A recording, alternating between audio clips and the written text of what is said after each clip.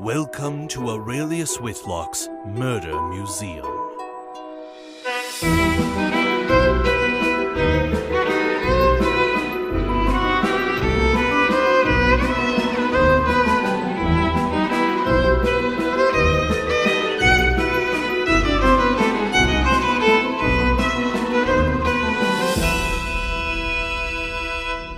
I'm Marcus Richardson. And I'm Nathan Hicken. And a taxidermied bird just spewed out a poem. Classic bird, honestly. A rather foreboding poem, which has certain words in it that give me a pretty natural idea of what might be the next step here. However, rather than try to solve whatever that is, I do know that I neglected someone downstairs. So Arcadia Quinn is in the kitchen, and she watched me walk in, take like a jar of nickels, walk out, walk back in, and never once spoke to her.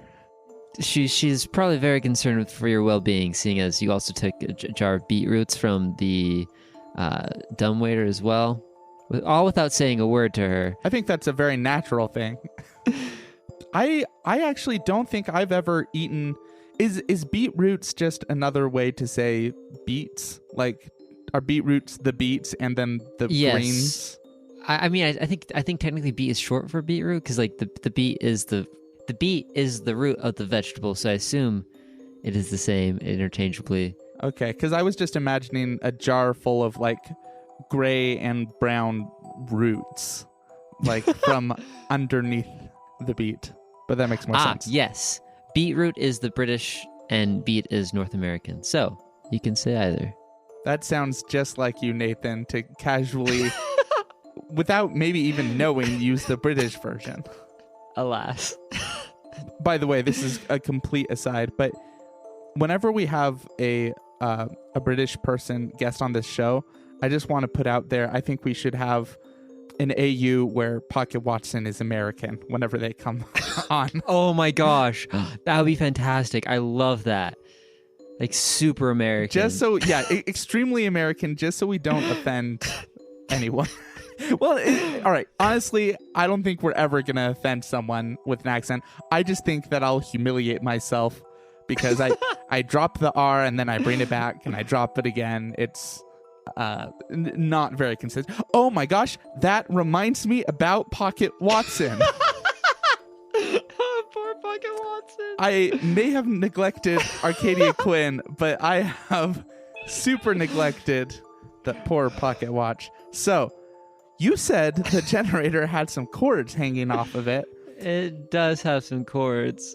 And, I mean, this would not be very wise in real life, but in the logic of the game, it makes total sense for me to attach this pocket watch with two wires and try to power it. Okay, you attach it. It looks like the attaches well. You put the copper wire right onto the pocket watch face. You're not really sure what this is going to do. You fiddle with the generator a little bit. It looks like it is directly connected with the levers. So turning on the levers will help turn on the generator, which will turn on the light. The levers on the wall with pictures? Mm-hmm. Okay, so the levers, I believe, are connected. I'm confident that the levers connect to this poem because... What?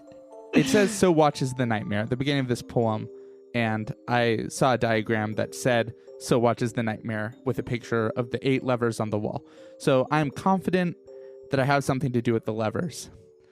Unfortunately, I think this means I'm going to have to table Pocket Watson again. Because I did want to talk to Arcadia Quinn first, so I'll get back to you. And thus is the life of Pocket Watson. Poor guy. Well, it's not like he's depending on me. I'm sure he's somewhere living his life. It's just a poor connection, it's all. I hope. Yeah. He's taking vacation, And he deserves it. Honestly. Okay, I'm going to head downstairs to Arcadia Quinn in the kitchen. She is holding a mousetrap. I see you're holding a mousetrap. That's what you're going to start with after all that gefuffle. I think it was a good conversation starter. Why else would you hold a mousetrap unless you wanted someone to ask you about your mousetrap? I think Emmeline jostles your shoulder. That's the first time I've heard of that as an icebreaker, but I suppose it's decently well done. Well, when's the first time you met someone who was holding a mousetrap? Really, people, be reasonable. Totally a normal thing to say. But yes, hi. That's fair. Arcadia, good to see you. I think we're friends. No, we might not be. I really don't remember. I've heard a lot about you from your father, but I don't really know you. Oh, you've heard a lot about me. So you've spoken with my father semi-frequently? Oh yes. I look over to Emmeline. I don't keep tracks of your father's comings and goings. If I would know who murdered him by now. Well, it's just curious, because Emmeline made it sound like he was pretty reclusive. So it's cool to meet someone who's maybe... Okay. Let's start from the beginning. Arcadia, first of all, I hear that you're a soothsayer, medium, fortune teller. What do you go by? What do you do? Fortune teller is a cheap dressing for what I do. I am a occult specialist. You might otherwise call me a medium. I set up shop nearby. I specialize in contacting the spirits from beyond this world, as well as occult artifacts. And is there any specific reason to set up shop here at Wichita Fort? Well, Wichita Fort happens to lie directly along an important ley line. Ah. And what does that mean? Oh, it's a think of it as a crack between our world and the spirit worlds. Genevieve, who's here as well. Wait, Genevieve walked in? Okay, remind me, wasn't Genevieve with you upstairs, or was she not? That was just Emmeline. Just Emmeline? Okay, then Genevieve's not there. Apologies. Emmeline leans over to you and says, well, I think what she really means is that the real estate around here was quite cheap. Tracks? Okay. And where were you last evening? I was preparing for tonight. Mm-hmm. That does not give me much information. Now I have more questions. What were you preparing for? Well, it was time for another session with your father. Sorry, relatives don't usually take well when I tell them this. I'm sure I will take it as well as anyone could. Was this the sort of session where you speak to dead people, or what was your services for him? Well, about 6 months ago, your father contacted me and asked if I would be willing to help him contact his wife. Yes, that makes sense. Things went well at first, no strong connection, especially not without her body, which he couldn't find. But as it went along, as we kept doing sessions, he eventually started doing things on his own, and that never ends well. Because you have the proper training to avoid... I mean, I do, of course, but I don't think your father does. And could you tell from the sessions what his purpose was? Was it for forgiveness? Well, at the beginning, yes. It seemed that he was genuinely sorrowful and guilty and really missed his wife. I mean, I assume you know how that felt, but I mean, I invited you to the sessions. Well, I asked him if we should invite you, but he said you would not be interested in all that crockery, I believe is what he called it. Mm-hmm. But as we went along, he became scared is perhaps too mild for what it is, but yes. Scared is too mild. You said he got involved by himself, but he was terrified? He was a nervous wreck. He stopped letting me come by until recently, about a week ago or so, he contacted me again and said we should try for another seance. I can sense there's been some spiritual wanderings in this building, and not all of them are the welcome kind. Hence why I'm in the kitchen. The kind that involve purple flashes of light and screams? Common side effect, honestly. Is Emmeline taking interest to this? Is she connecting dots? Oh, she is scribbling everything down in her notebook. Emmeline, when did these instances of flashes of light and screams start occurring? Well, let's see. I would have to go back to my journal to remember the exact date, but it would be a couple months ago now. So maybe the start of these solo seances. Arcadia nods in agreement. And what would drive this? So, an aside, not to the characters. In a vision, I was destroying the generator upstairs. And I heard someone call, the voice of Rose call for Horatio, making me think that I was Horatio. That makes it seem like Horatio, a year ago, destroyed the generator on the night that there was the fatal shipwreck of the Melanoy. If that was intentional, that might explain why he wrote on a newspaper, "It's all our fault." It is interesting that it says our fault, not my fault, as if someone else is involved. But someone calling up and saying, "Horatio, where are you?" makes me think that Rose, his wife, was not aware of whatever he was doing on that night. So when she fell, I don't know if what he did by turning off the light could have led to her death, or if he has guilt for another reason. It does also sound like the ship hitting the shore shook the entire lighthouse, and that could have been the moment that killed her. So I'm not sure if she was murdered, but it seems like he almost certainly was. So maybe someone else was involved a year ago. Maybe, there's still a lot more to connect here.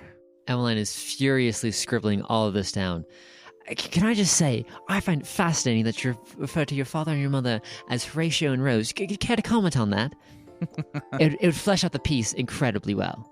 I seem to recall that I learned his name from you. I think I said to me, he's just father, and then I had to ask you, who's Horatio? Or, like, what's my father's name? You told me it was Horatio. Also, not that it matters, I did think I was saying that aside to myself. But I do like the comedic aspect of her listening to me talk about them in third person, or with their first names. I guess I just turn to her and say no comment, and turn back to Arcadia. Besides these seances, what was your relationship with Horatio? Entirely professional, I assure you. He requested my services, I gave them, he paid me. Okay, and what did you think of him as a person? Gruff old man, not really in tune with his emotions, and obviously not knowing how to handle this swelling of grief or guilt. And are you a solution to those kind of emotional immaturities? For business purposes, I have to say yes. Though for mental health reasons, I don't know if contacting a medium is the best way to overcome emotional issues. Okay. That is off the record. So you didn't know about your father trying to contact your mother? Or him trying to find her body? No, in fact, I'd love to hear more about that. Where could her body have gone? Did it fall into the water? That is the general assumption. That's what he assumed. He, I know, spent time below the waves dredging for any sign of her. Unfortunately, I suspect he found other things down there, but not your mother. Other things, like the shipwreck? The things causing the strange lights and screams. Like the shipwreck? Quite possibly. Is this lighthouse full of mementos taken from the lost shipwreck that no one else has been able to find? This lighthouse certainly has a lot of soul about it, and not in a good way. In fact, the least spiritually dense portion of the lighthouse is here in the kitchen, which is why I've taken my residence up here. It's the most safe to be. Well, why are you in the lighthouse at all? Why did you come here? Well, I did come because your father asked, but I came here and the officer told me that, informed me that, unfortunately, your father had passed away. I've stayed because, come nightfall, I assume this place is going to get very interesting. Elaborate. Well, now that there have been 8 deaths here, I assume there's going to be some restless spirits. And she pulls out of her back pocket a knife with an obsidian blade. I figured this might come in handy. Should I recognize an obsidian blade? You should not, Okay. but that's okay. So you came to the lighthouse knowing that it's haunted, found out that my father had died, and you're still here and you're ready to fight the ghosts? Well, if you put it like that melodramatically, it just sound a bit silly. Emmeline's just eating this up. I'm just asking why you haven't left yet. Why aren't you running away? These issues don't tend to resolve themselves, I found. Interesting. Man, I would just love something substantial from you. How about a question from left field here? Do you know what this is? I show her the sanguine serpent from Genevieve's bag. You pull out the sanguine serpent. Her jaw drops to the floor. Where on earth did you find that? I would tell you, but I'm not sure you would believe me or even understand. She holds out her hands, still clutching the obsidian knife. Please, may I? I prefer you look and not touch, at least for now. She reluctantly withdraws her hands. Cornelius, that's the sanguine serpent. I don't know how you came in possession of that. That is a very powerful occult artifact. No one should have that. It's tied to the realm of the dreamer. And what does it do? Well, it depends on how much you believe, I suppose. But it's supposed to be a powerful artifact that can essentially make dreams a reality. Oh. Can Interesting. realize anything. The legends aren't quite specific on how exactly this works, but most end in the serpent wrapping itself around the item or the person and biting them, and the dreams come true. It's not... You should not have this. Mm-hmm. This has been long... Rumors of this existed. This... She is at a loss for words. Mm-hmm. Can I see it? Asks Emmeline. No comment. I'm gonna kind of look over the sanguine serpent myself and just try so hard to remember what I've been told about this. Melanoid told me as I entered this scenario that I'd have one chance to use it. I can't remember if she said how to use it, or when, or why.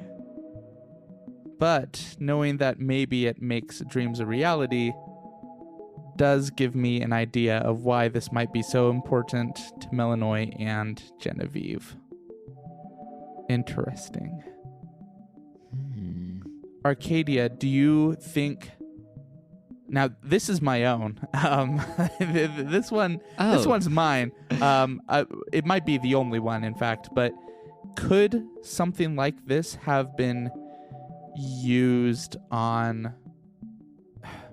Horatio died with some interesting wounds. Have you heard about them? Officer Mango is not quite the most tight-lipped police officer.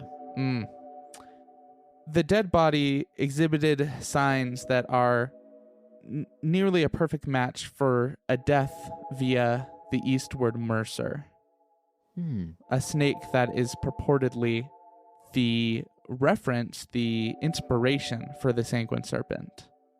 Yeah, so I've heard. Could my father Horatio have had his own sanguine serpent?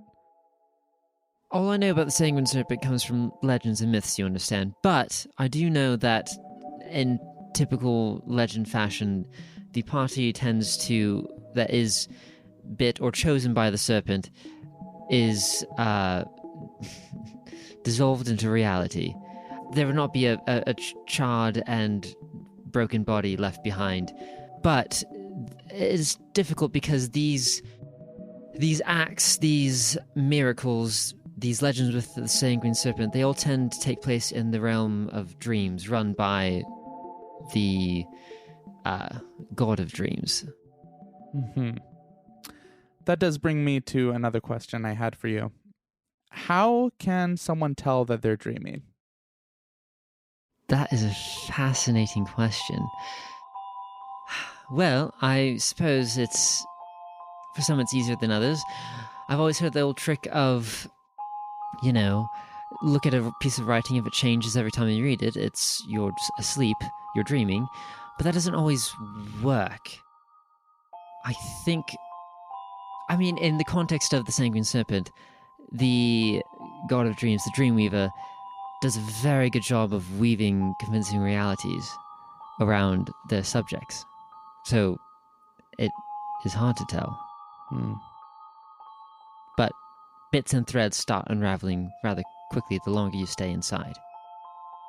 That's an odd thing to know, but probably would, yes. I suppose myths would probably say something like that. Well, that's not foreboding and probably has no bearing on our situation currently. Yeah, probably not. Arcadia, I have to go, I assume, wake the ghosts up. I can only assume that's what I'm about to do. Before that, do you have any last words? Are you threatening me? No, just last words for this interaction currently before I leave the kitchen. I see. Be careful with that. If it is the real thing. Here. She hands you the obsidian dagger. And I will take it. You'll have one shot to use this, but only use it in self-defense. It will essentially sever a spirit from whatever it is possessing. Wow, thank you. Why are all-powerful artifacts one-time use? So you are more careful with how you use them, I suppose. Yes, that does prevent me from wanting to do things willy-nilly. Yes, I don't want you to go around stabbing everyone. This is... If you're truly going to awaken some things, I assume you're going to be at the epicenter of it, and you will need something. But again, one time, self-defense. And only if you need it. I would like it back. If not. Yes. If I don't use it, I will return it. Yes, please. And if the situation allows, I'll give you a chance to look over the sanguine serpent, because I do believe you might be able to ascertain some things about this. But I look forward to that. But I think for now I need to hold it close until I understand more about the nature of this situation and who I can trust. With that, I think I am ready to go back upstairs. Emmeline, okay. I suppose, can follow me still. Obviously joking about the waking up ghost thing, but also if ever there was an act that would trigger the 8 souls or whatever to start doing their thing. She said come nightfall. I just know there are 8 levers upstairs and a poem about death that corresponds to those levers. So I have, as they say, a bad feeling about this. I also don't know why I wouldn't do it. So I shall. Sounds good. But on the way up the corkscrew stairs, I will ask Emmeline, what do you think? How would you know if you were in a dream? Well, I suppose I don't know rightly. I don't like my dreams tend to be nightmarish, especially recently. I haven't woken up screaming, so that's a good sign. I haven't felt trapped or claustrophobic. That's also a good sign. But I don't know, dreams are funny, especially nightmares. Things hodgepodge of previous experiences, previous fears and worries and terrible things all mashed up into one subconscious thought. I don't know if I believe in a dreamweaver like Miss Quinn down there, but I don't know. I suppose it makes sense to pull from subconscious. Interesting. As you go up these stairs, you pass by Genevieve, who is inspecting the broken window. She sees you both and stands up. Ah, Emmeline, there you are. And Cornelius, yes. Oh, that's a nice bauble you have, she says, pointing to the sanguine serpent. I assume you're still holding it? I would probably have tucked it back into the bag, but maybe she would still get a glimpse of it. I've got a lot to hold right now. I have a walking cane, but more importantly, walnut shells, a big book about animals. Yes. Beets. Beets. Just beets. Yep. Care to explain this? She says, pointing to the broken window. I believe that's where I was pushed out last night. I got pretty banged up by it, but it was too dark, and I don't know who the person was that pushed me. That is a shame. I was going to ask, because I had noticed the gash on your shoulder. Yep. I have a working theory that whoever pushed my father off the tower came downstairs and encountered me on the stairs and pushed me out the window on the way. Excellent. Shall we go investigate then? Genevieve takes the steps 2 at a time up the rest of the way. All right then, lead the way. Yes, I will go up there. Sorry, she's like that, says Emmeline. I'm sorry, there's 3 British characters in this. I apologize. Okay. What I will take out of my bag is the poem from The Poor Parrot, So Watches the Nightmare. And as I read through it, I would like to be immediately next to the wall with levers. Okay. And I'll read it. In a time not long gone, in a place very near, lights had gone out and death had come here.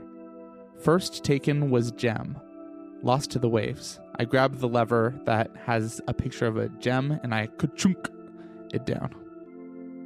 This rare jewel was tied to a 6 graves. Then in the dark the flower did fall. I grabbed the lever that depicts a rose and I shkunk. Which, this just says flower, but the picture on the lever is definitely a rose, as in my mother. Then in the dark the flower did fall, her petals departing within the storm's squall. The firefly, her lover, broken and scarred. This is actually a good question.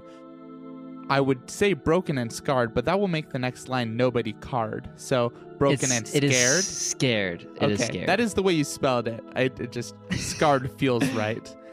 The firefly, I grabbed the lever that depicts a firefly.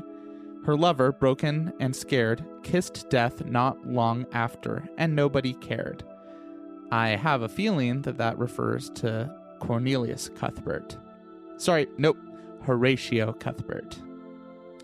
Next, the mirror that reflects on the past. I grab the lever with the mirror, ka-chunk, was shattered to pieces by a sharp, pointed blast.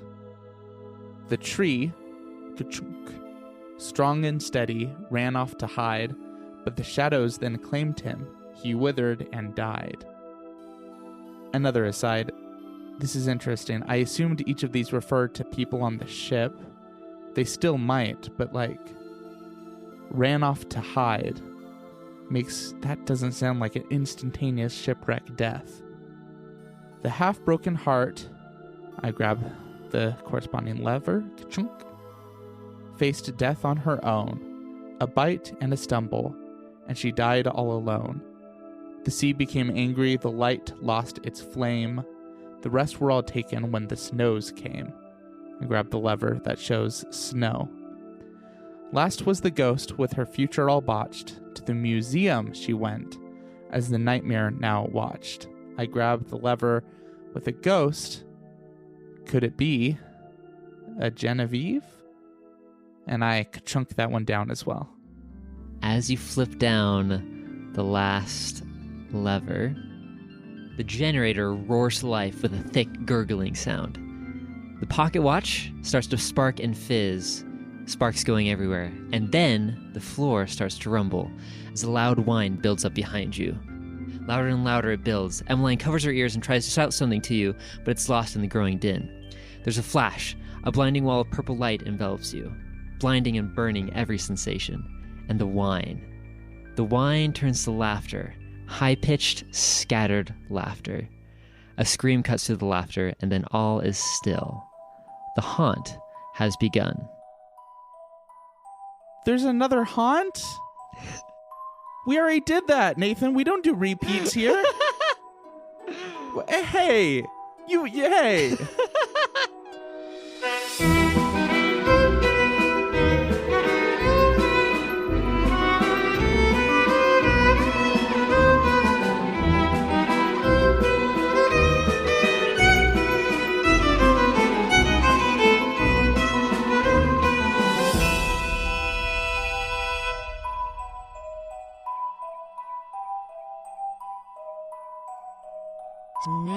Jan zit wel, dat is een vraag mag ik zo.